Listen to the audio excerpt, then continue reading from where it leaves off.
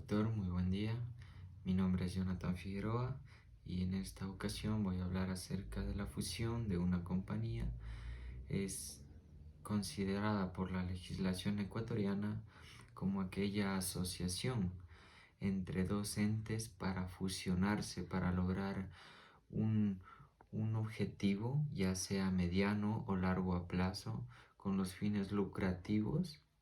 con los fines de ver a futuro una visión entre dos o más entes sociales. Esto lo podemos ver definido en el artículo 337 de la Ley de Compañías del Ecuador, lo cual nos dice que tanto como extiende sus derechos y obligaciones, esto se debe hacer mediante la Junta General de Socios, tanto de una compañía como de la que se quieran asociar, de la que se quiera fusionar. Tienen que estar de acuerdo en cuanto a los lineamientos, en cuanto a los posicionamientos de la base, las reglas generales que tiene que tener, y más que todo tener entendimiento de que si dos empresas, dos sociedades se van a unir, es para el realizamiento y la función de progresar, ya sea en lo económico a visión, siempre pendientes de que el mercado mundial, de que el mercado actual está en constante cambio. Y eso nos denomina que las, eh, que las sociedades tienen que mirar a futuro, que las sociedades tienen que tener una visión de progreso. Y por eso desde el 2013 ha estado a cargo de la ley de compañías con, con la fusión de compañías que podemos ver, por ejemplo, que necesitan cierto trámite, como ya había dicho, una escritura pública en la cual ya van a estar los dos lineamientos de parte de ambas empresas que se van a asociar, que se van a fusionar con un nombre en específico que ellos mismos pondrán de acuerdo en la Junta General de Socios.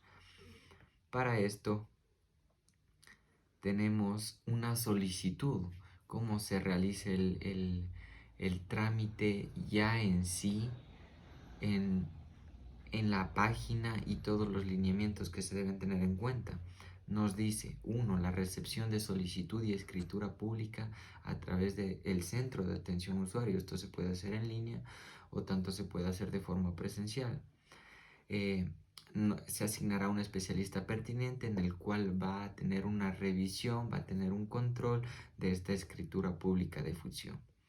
Además de eso, se contará con una inspección a la dirección de control, la elaboración del proyecto de resolución final, la publicación del extracto. En esta publicación del extracto es donde se va a conformar ya por un medio de comunicación que empresa A con empresa B pues piensan fusionarse, y se va a mandar este comunicado para que así ya quede publicado en el registro oficial como extracto, además de una notificación y archivo de la documentación de este trámite. Esto lo establece para sociedades por acciones simplificadas, conforme lo establece el artículo enumerado 11 posterior al artículo 13 de la Ley de Compañías. Como ya había dicho, esto lo pueden hacer las sociedades al fusionarse mediante la aplicación móvil o mediante forma presencial, que sería lo más práctico en este caso. Eh, Tenemos también que además de este trámite, pues nos menciona, y algo que me llamó mucho la atención es que, es que desde el 2013 las empresas ecuatorianas han optado por fusionarse, y me pareció muy interesante que el tema de las fusiones puede hacerse incluso contra el contrincante, contra el contrincante adverso en el mercado. Es decir, hubieron redes de farmacias, en este caso voy a hablar específicamente de las farmacias económicas con Medicity, Grupo Difar, Grupo Farmacéuticos, que se asociaron. Y si bien es cierto, es parte del mercado, Difare como productos farmacéuticos son clientes. Difare como productos que ya ofrecen al usuario como todos nosotros. Entonces quiere decir que hay una triple asociación entre el cliente, entre el mercado y entre la competencia, muy, muy interesante en esa parte que pude recalcar. También me llamó mucho la atención que en tipos de snack y pastelerías, por ejemplo, la gran empresa Inalexa, marca emblemático que maneja snacks como tigretón, tostitos, tortolines y muchas demás snacks que todos conocemos día a día,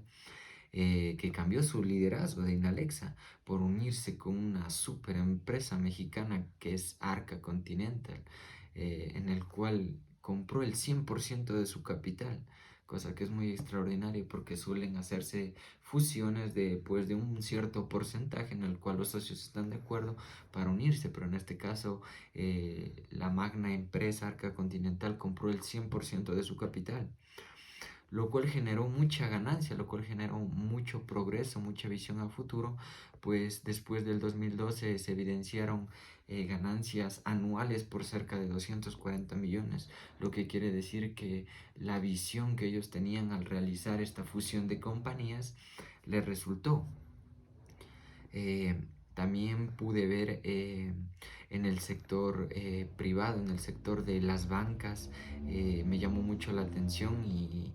la verdad no lo sabía. Unibanco y Banco Solidario se fusionaron el año anterior para lograr más progreso, para unir sus capitales, y ahí cabe también el tema de la, del aumento de capital en una sociedad que ya habíamos estudiado en clase, el cual me parece muy interesante porque al cierre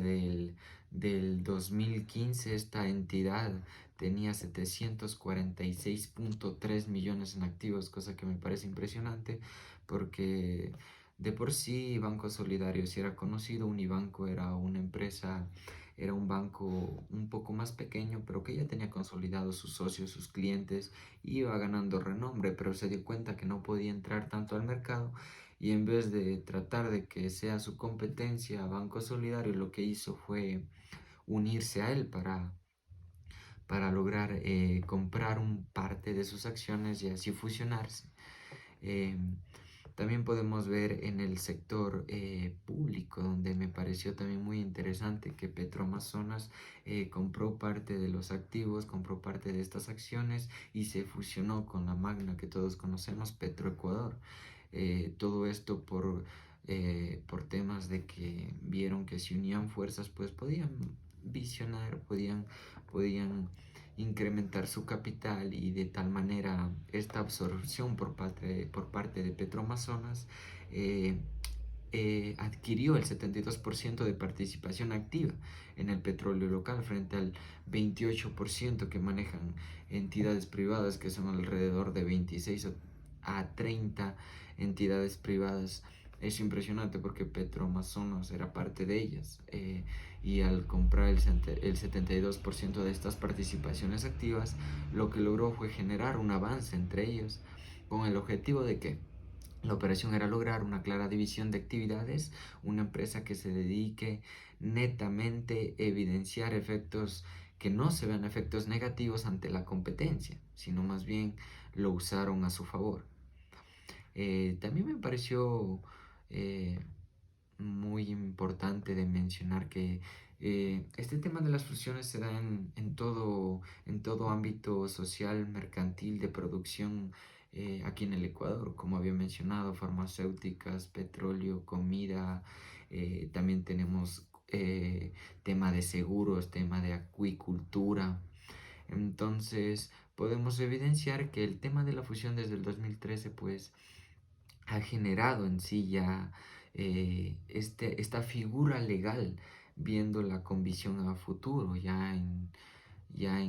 tema netamente societario y a criterio personal, pues siento que como el mercado actual es muy cambiante, antes pues eh, cada sociedad, cada función mercantil se centraba en su idea, en su visión, en su misión con el que creen al principio y a veces se estancan, a veces hay problemas, a veces hay situaciones donde ciertas empresas pues llegan incluso al cierre, al cese de sus operaciones por falta de capital, porque el mercado ya no llegó a sus empresas y que esta nueva figura legal conocido como como la fusión que a mí me tocó estudiar, pues ha sido de gran ayuda para que visionarios del tema mercantil, visionarios del tema del emprendimiento, de las grandes empresas, grandes, medianas empresas, puedan ver la fusión como un método para asociarse, como un método para lograr contraer más clientes. Y es esta asociación, ¿no? Que puede ser cliente, competencia, mercado, y es algo que nos llama mucho la atención. Y bueno, siento que me agradó mucho este tema y espero también conversarlo en clase.